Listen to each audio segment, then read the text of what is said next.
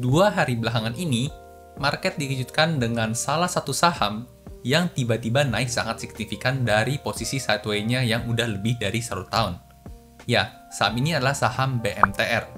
Perusahaan milik Bapak Heri Tanu yang juga dibeli sahamnya oleh Pak Loh Heng Hong ini tiba-tiba terbang nyaris 44% dalam waktu 2 hari aja.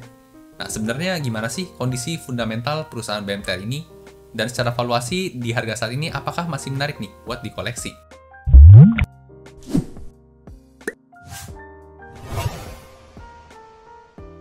Halo dan selamat datang kembali di channel saya, Jonathan Tamrin. Buat teman-teman yang baru pertama kali nonton, di channel ini saya sharing hal-hal seputar saham dari sudut pandang fundamental. Ada analisa saham, ada mindset investasi, dan ada update berita terkini. Jadi buat teman-teman investor, boleh banget nih diklik tombol subscribe dan nyalakan lonceng notifikasinya biar nggak ketinggalan update-update video berikutnya. Di video kali ini, saya mau sharing hasil analisa fundamental, prospek, dan valuasi dari saham BMTR. Masih layak dikoleksi kah? Dan bagaimana nih resikonya? Yuk langsung kita lihat aja pembahasannya. Oke, sekarang kita masuk ke pembahasan naik 44% dalam 2 hari. BMTR, fundamental oke dan masih murah? Analisa fundamental, prospek, dan valuasi update kuartal 1 tahun 2022. Ya, karena kebetulan BMTR ini masih belum rilis yang kuartal 2 ya. Sebenarnya agak nanggung, di akhir bulan Juli ini kan deadline laporan kuartal keduanya. Namun berhubung masih belum rilis dan udah heboh duluan ya, harga sahamnya udah mulai naik, sepertinya akan lebih menarik kalau kita segera bahas gitu ya. Dan saya rasa juga update kuartal 1 ini masih relevan dan kurang lebih akan mirip gitu ya dengan update-update kuartal selanjutnya. Nah, seperti biasa kita akan bahas dulu sekilas profil perusahaan yang mau kita bahas di video kali ini ya. Nah, kita akan bahas PT Global Mediacom Tbk dengan kode sahamnya BMTR, ini logonya. Dan kalau kita lihat historinya, perusahaan ini didirikan sejak tahun 81 nih. Dia tergolong udah cukup lama juga. Dan untuk IPO-nya sendiri sejak tahun 95. Nah, kemudian untuk kepemilikan masyarakatnya, kalau kita mau lihat, angkanya di 47,80% nih. Ya, masih cukup oke lah ya, meskipun agak banyak, tapi masih di bawah 50%. Jadi, para pemegang saham pengendali masih bisa leluasa untuk ngambil keputusan nih, buat si BMTR ini. Nah, selanjutnya untuk market cap-nya, per video ini dibuat ada di angka 6,73 triliun rupiah.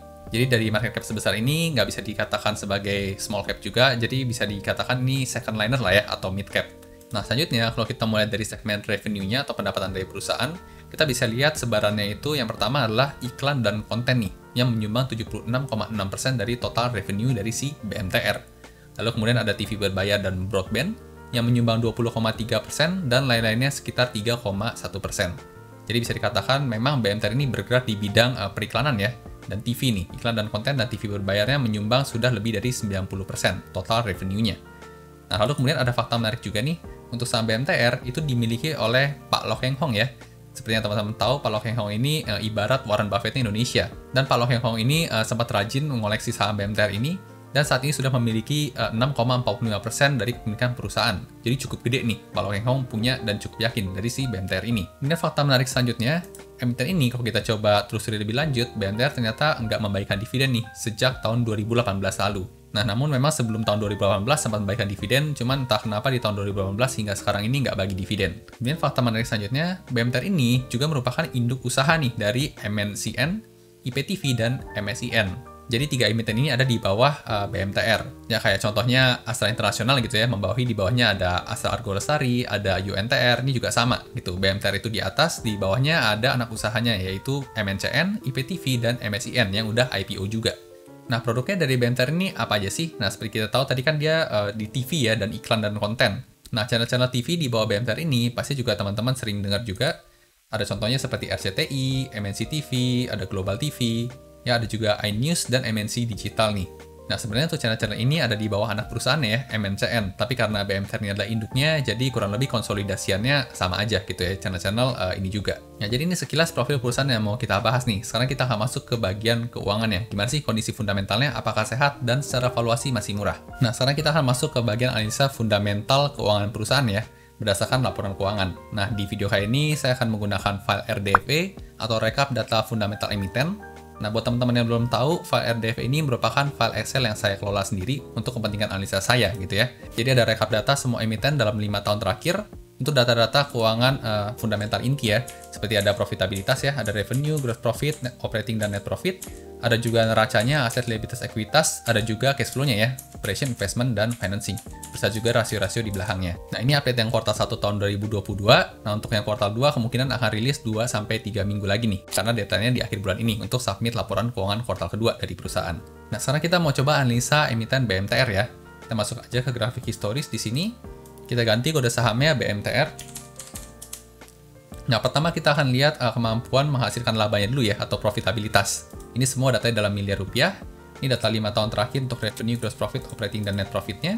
Nah, kalau kita mau lihat bagannya ya, biar lebih gampang, sini kita bisa lihat ya, untuk di tahun 2022 yang disetahunkan, berarti data kuartal 1 dikali 4 gitu ya, itu kira-kira dari data revenue-nya bisa kita lihat ada penurunan nih, ada potensi penurunan sekitar 3%. Dari yang sebelumnya di tahun 2021 mencapai 13,9 triliun, di tahun 2022 expected-nya dari laporan keuangan kuartal 1 hanya 13,6 triliun nih, ada sedikit penurunan. Lalu kemudian dari net profit-nya juga ya, bisa kita lihat angkanya dari 1,38 triliun, turun jadi kisaran 1,3 triliun rupiah aja. Dan kalau kita lihat juga dari histori 5 tahun ke belakang ya, sempat 800 miliar, terus kemudian 1,4, jadi naik, lalu kemudian turun lagi, lalu naik lagi, lalu turun lagi. Sebenarnya bisa disimpulkan untuk BMTR ini dari segi profitabilitas nggak terlalu stabil ya, karena naik kadang turun. Nah, apalagi di tahun 2020 ya, seperti kita tahu ada pandemi COVID-19, ya jadi memang ini mungkin labanya dipengaruhi juga oleh adanya pandemi, lalu kemudian sempat naik di tahun 2021, namun di tahun 2022 ini malah ada potensi untuk sedikit turun nih. Dan kalau kita mau coba lihat growth-nya ya, dari tahun 2021 ke tahun 2022, ini ada revenue-nya turun 3%, gross profit-nya mungkin naik 2%, operating profit-nya minus 2%, dan net profit-nya minus 6%. Oke, jadi kalau dari segi profitabilitas bisa dilihat kalau BMTR ini masih kayaknya kecil ya kemungkinan untuk bisa growth dalam angka yang besar. Jadi ada kemungkinan di tahun 2022 ini angkanya apakah masih minus atau mungkin growth tapi angkanya nggak nyampe 2 digit ya, mungkin masih single digit. Nah, ini dari sisi laporan profitabilitas, sekarang kita akan masuk ke bagian neraca ya, atau balance sheet-nya. Nah, seperti yang kita tahu, balance sheet itu kan ada 3 ya, ada aset, liabilitas, dan ekuitas. Nah, selama 5 tahun terakhir, di sini kita bisa lihat ya, untuk pergerakan asetnya nggak bergerak ya, sama-sama 24,2 triliun, cuma beda 20 miliar doang. Nah, dari liabilitas atau hutangnya minus 5%, berarti ini bagus, lebih banyak lunasin hutang.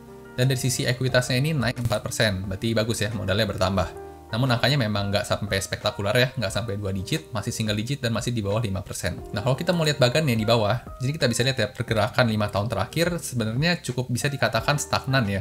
Dari sisi aset nggak naik, nggak turun ya, dari tahun 2018 juga di 24,1 triliun, turun ke 23,8, turun ke 23,7, naik lagi ke 24,2, dan terakhir di 24,2 juga.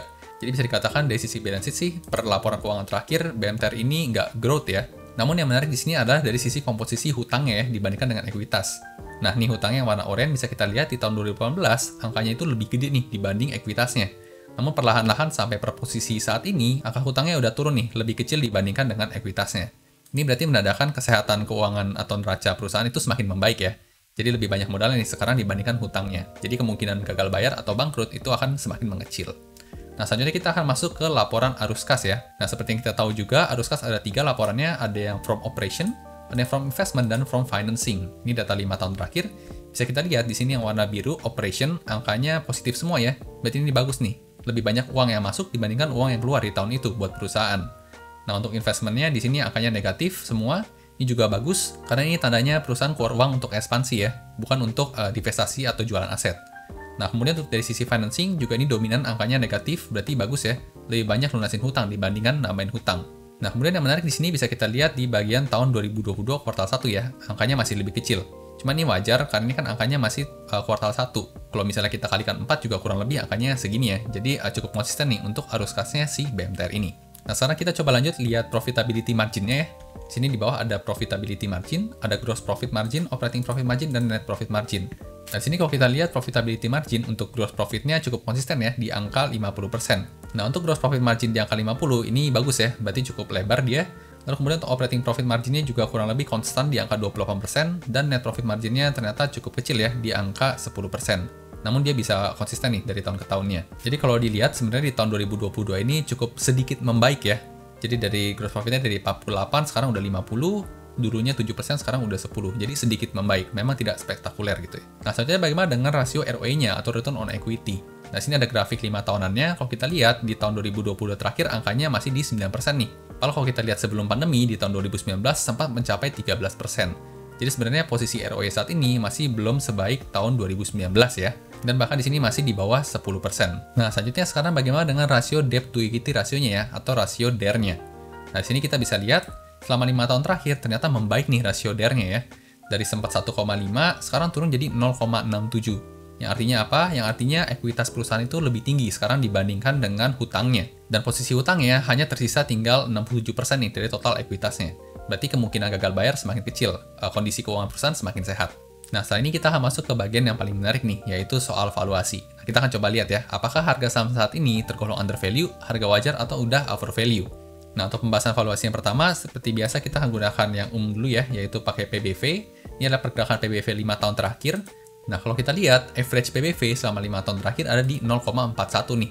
Sedangkan posisi per video ini dibuat ada di 0,46. Nah, sebenarnya untuk angka 0,46 ini masih dikatakan under value ya. Karena kan harga wajar itu biasanya PBV-nya 1.